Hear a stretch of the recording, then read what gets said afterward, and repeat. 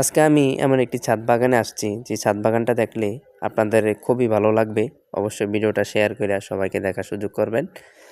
আর দেখুন শুধু গাছ আর গাছ, যাদের নিচে হচ্ছে জায়গা নাই তারা কিন্তু এইভাবে কিন্তু ছাদের উপরে কিন্তু গাছ লাগাইতে পারেন। এই যে দেখতে ড্রামের ভিতরে কত সুন্দরভাবে যে গাছ লাগিয়ে রাখছে, সেটা আপনারা ভিডিওটা না দেখলে হয়তো বুঝতে পারতেন না। তো সম্পূর্ণ ভিডিওটা আপনারা ধৈর্য সহকারে দেখুন। আর কত সুন্দরভাবে গাছগুলা লাগাইছে, এমন কোনো গাছ নাই যে এখানে নাই। এই যে প্রথমেই দেখেন একটি আম গাছ দেখাইতেছি, কত সুন্দর একটি আম ধরে রয়েছে।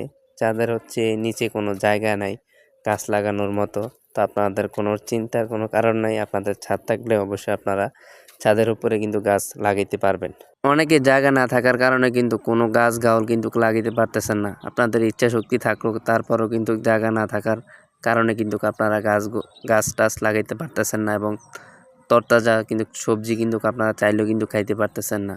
তো চিন্তার কোনো কারণ নাই। এই ভিডিওটা দেখে আপনাদের মাঝে শুধু ভিডিওটা করছি, শুধু আপনারা যাতে ছাদের উপরে যাতে আপনারা সুন্দরভাবে যাতে গাছ লাগে, যাতে তরতাজা সবজি যাতে খাইতে পারেন, শুধু আপনাদের জন্য ভিডিওটা। অবশ্যই ভিডিওটা ভালো লাগলে সবাইকে শেয়ার করে দেখার সুযোগ করে দিবেন।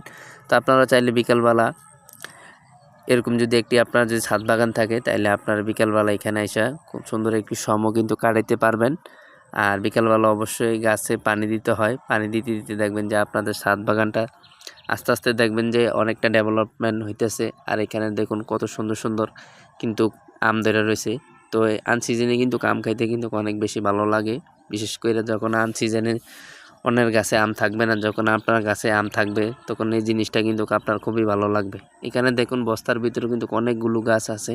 হ্যাঁ, এমন কোনো গাছ বাদ নাই যে এই ছাদের ভিতরে নাই। তো আপনারা চাইলে এরকম সুন্দর একটি ছাদ বাগান করতে পারেন। হ্যাঁ, এই যে দেখুন এখানে আরও কতগুলা চারা লাগানো হয়েছে, এগুলো সম্ভবত লেবুর চারা।